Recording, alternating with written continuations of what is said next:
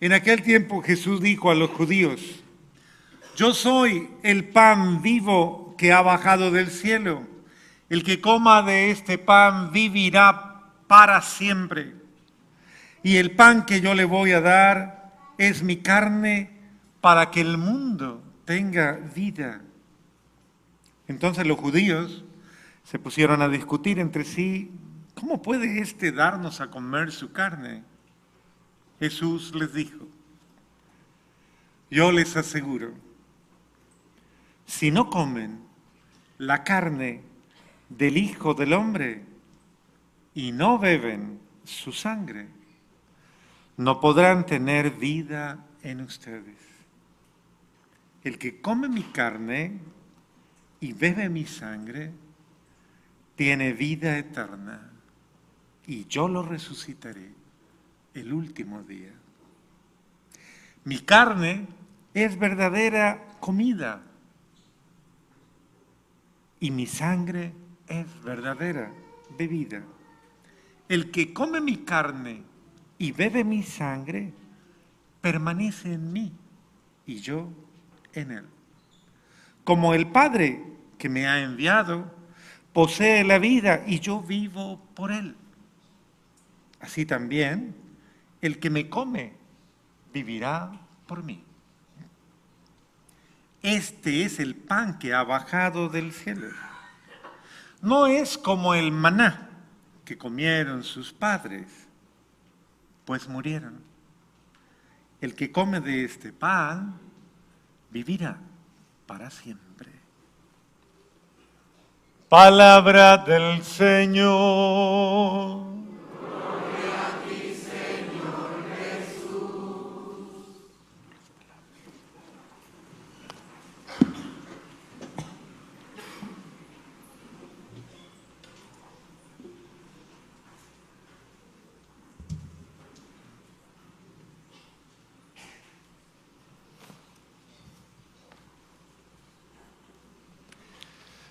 Les decía que es un día hermoso y es un momento muy especial para nuestra fe, porque está en el corazón de la fe este día de hoy como parte de un misterio de amor y de un misterio de compasión, de cariño, de ternura del amor de Dios, de un Dios que comprende la fragilidad humana, comprende que el ser humano por sí mismo no puede, que por sí mismo es inválido por decirlo de alguna forma no peyorativa, es decir, no insultante, sino de una manera básicamente clara. O sea, el ser humano por sí mismo no puede, es inútil, es incapaz por sus propios medios de sostenerse, de estar en pie. Necesitamos básicamente del alimento, y no de cualquier alimento, sino de un alimento esencial, porque la vida solo se alimenta de la vida. Yo no puedo alimentarme de lo que no es vida. La vida se alimenta de la vida, y ella es la fuente fundamental de la vida. Entonces uno tiene que ir a un manantial de vida, de agua viva, a buscar lo que vale, lo que es, lo que significa, pero no puedo contentarme con vivir y alimentarme de cosas que realmente no alimentan, de realidades que no alimentan, e ir alimentando de pronto en mí y en mi ser cosas que se van convirtiendo en mi, más bien en mi suplicio, más bien en mi esclavitud. Uno tiene que ir teniendo mucho cuidado de ir creando una realidad ilusoria, falsa, de ir construyendo toda una realidad que no me alimenta, que no me sirve, que no me sacia, que no me llena, que al contrario, yo podría decir que me desgasta, me cansa, me agobia. Esa realidad puede ser como la del pueblo judío frente a Egipto. ¿Cuál era la idea inicial en la abundancia de Egipto? ¿Por qué Dios permitió que Egipto se convirtiera en un proveedor fundamental para el pueblo israelita? Básicamente Egipto era un pueblo sedentario, era un pueblo con una estructura, una infraestructura, podríamos decir sólida, no como el pueblo israelí, que era un pueblo nómada, guiado por el Señor, guiado por el desierto, llevado en una dinámica muy diferente, que le daba otra experiencia de vida. Era conducido por Dios, era el pueblo que se dejaba guiar por ese Dios que proveía y que de alguna manera se revelaba todos los días en acciones maravillosas de amor por el pueblo. Pero llegó, acuérdense, la época de las vacas flacas. No, primero vinieron las gordas. Vinieron las vacas gordas, que fue la época de la abundancia, la época de bienestar, en la que el pueblo judío, muy sabiamente y después de haber sido guiado por Dios a través de José. ¿Quién era José? ¿Era qué? ¿Era qué? ¿El hijo de quién? ¿De quién? Jacob. Jacob o Israel. Jacob. ¿Cuántos hijos tuvo Jacob? ¿Cuántos? 12, y no es chisme, fueron 12. 12 hijos con los que prefiguró a los 12 apóstoles y prefiguró la iglesia. Las 12, de ahí nacieron las 12 ¿qué? De Israel. Eso. Las 12 tribus de Israel. Pero los hermanos de José le tenían envidia porque era especial, no un niño especial en el sentido malo, sino especial, no, porque la gente le dice a uno, ay, usted es especial, y uno no sabe qué le están diciendo. Entonces, él era especial porque era ungido de Dios, bendecido de Dios. En ese sentido, ¿qué era? Era un hombre tocado por el amor de Dios, visionario, era un visionario, y él tenía visión. Y en una visión ve 12 estrellas y el sol, y todos haciéndole reverencia al sol, y ellos no lo entienden, y después él les da a mostrar, como a revelarles que un día ellos van a estar a los pies de él.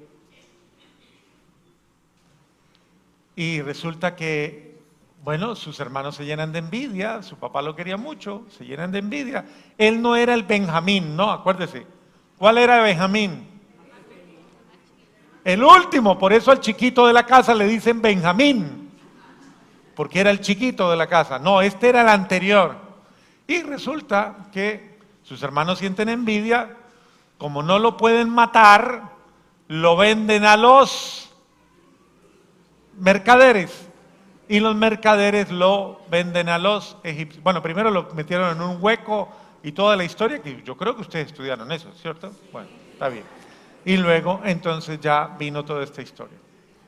Dentro de esta historia estuvo que Dios se valió de José. José interpretó el sueño del faraón de 12 vacas gordas y 12 vacas. Las 12 vacas gordas significaban un tiempo de mucha abundancia, mucho. Dios providente, una gran abundancia de Dios. Que eso es un signo en nuestras vidas. Y las 12 vacas flacas, un periodo de 7 años de mucha carencia, escasez. La sabiduría de Dios llevó a que los egipcios acumularan, guardaran, y cuando vino la escasez, todos los pueblos aguantaron hambre. Pero providentemente el pueblo de Israel fue a buscar abastecimiento en Egipto. Y cuando llegaron a Egipto, sin ellos saberlo, se encontraron con que Dios ya lo había preparado todo. Lo que fue una desgracia, la desgracia de José, se convirtió en una bendición histórica para todo el pueblo de Israel. Ese que fue despreciado por sus hermanos, Dios le dio un lugar privilegiado y se llegó a ser el segundo después del faraón. Es decir, él llegó a ser no era el príncipe, pero era un gran líder de la comunidad egipcia, siendo israelita. Lo amó tanto el faraón, que cuando fue su pueblo, no les voy a contar toda la historia porque no alcanzo, pero cuando va su familia y ya se reconcilian y él los perdona, Es todo un acontecimiento de amor, de perdón, todos los elementos que entran en juego. El faraón le da permiso que se traiga a toda su familia a vivir con ellos. Imagínese usted trayendo a toda la familia de su mujer en su casa, imagínese. Ah. O toda la familia de su marido a su casa, todos, imagínese. Eso es mucho amor, ¿sí o no? Eso es mucho amor.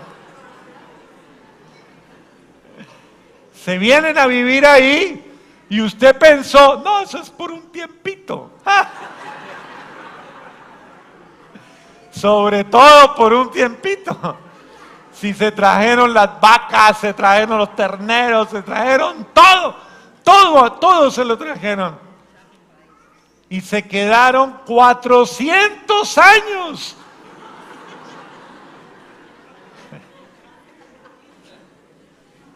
Dios mío. Bueno, pues en esos 400 años perdieron conciencia histórica, perdieron sentido de relación con Dios que los proveía, Dios que los guiaba, se volvieron sedentarios, se acomodaron, se institucionalizaron, comenzaron a recibir la ración diaria, sí, pero siendo lo que era una comodidad, lo que era beneficio, lo que era placer, se les convirtió en esclavitud. Sí, puede que usted al lado de ellos, muy bueno, pero no eran felices, no eran libres. Y por eso es que Dios suscita a Moisés para que su pueblo que sufre y que no entiende a cuán grado sufre, salga de Egipto. Lo saca con prodigios y comienza a darle de comer diferente. Comienza a ayudarle a entender una visión diferente de la vida. ¿Cuánto tiempo duró el Señor tratando de borrar la memoria de Egipto y devolviéndoles la memoria de Jacob? ¿Cuánto tiempo? 40 años. Está comprobado que la distancia entre Egipto y Jerusalén es aproximadamente una distancia. Yéndole mal a usted esa distancia la hace en 40 días. ¿Y cuánto se demoraron? 40 años en entender, dándole la vuelta a la cosa. 40 años tratando de entender lo esencial de la felicidad, de la relación con Dios, de la relación entre ellos. 40 años peleando, renegando, buscando ídolos. 40 años volviendo a sus malos vicios. ¿Cuánto tiempo lleva usted en su familia tratando de ser feliz? Dándole la vuelta a la cosa. Más de 40 años llevan muchos. 50, otros 60. Y nada, todavía no entienden, dice. Bueno, ese es el ser humano, ¿sí ve? La complejidad. ¿Cómo se le cambia la mentalidad a una familia que se ha mal acostumbrado, a un pueblo mal acostumbrado, a un pueblo que no ha entendido?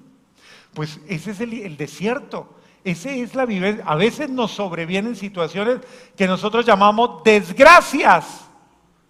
¿No será que Dios se vale de las situaciones difíciles para reeducarnos, para volvernos a enseñar, para darnos una catequesis de verdad, para cambiar nuestra mentalidad a veces demasiado acomodada o demasiado a veces llena de egoísmos?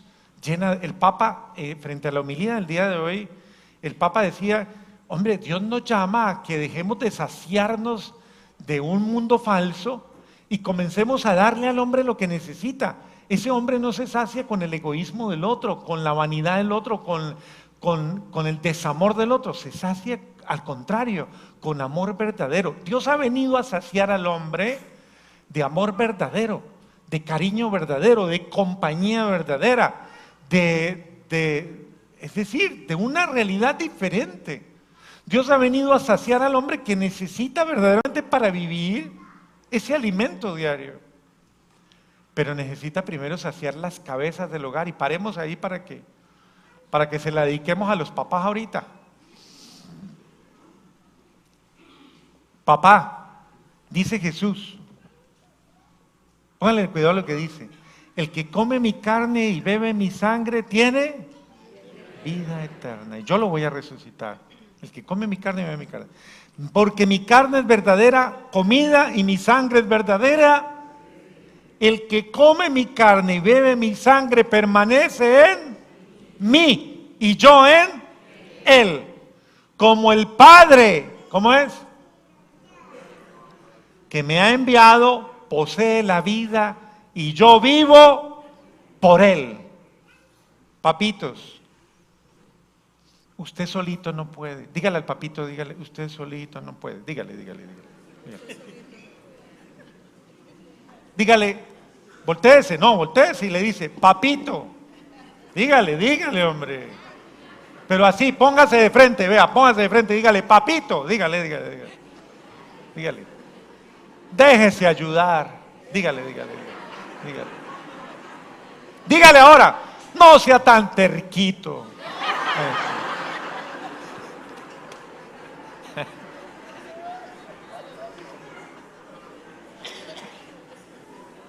Eso. Eso me faltó. Hágame caso. Dígale.